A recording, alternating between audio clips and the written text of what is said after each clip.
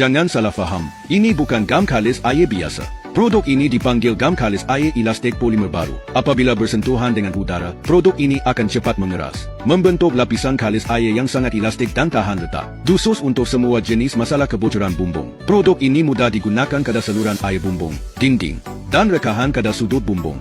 Boleh digunakan pada semua jenis bumbung. Tahan beku pada musim sejuk. Tahan cahaya matahari pada musim panas. Produk ini sangat mudah digunakan. Pertama, produk ini bukan lapisan kalis air biasa. Produk ini adalah lapisan kalis air elastik polimer baru, khusus untuk retakan dinding bumbung dan masalah kebocoran. Kedua, produk ini sangat kuat dengan lekatan yang hebat. Tahan retak dan tahan regangan. Tidak takut beku, tidak takut suhu tinggi.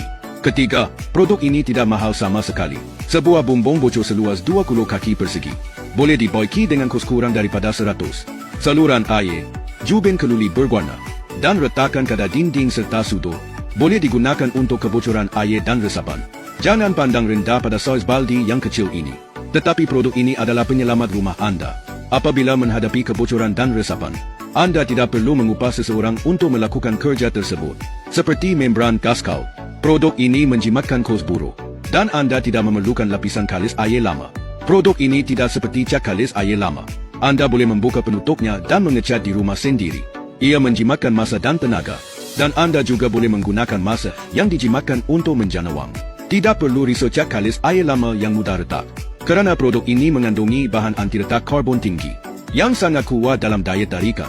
Oleh itu, produk ini tidak cair pada suhu tinggi, dan tidak retak pada suhu rendah. Jangka hayat produk ini sangat panjang.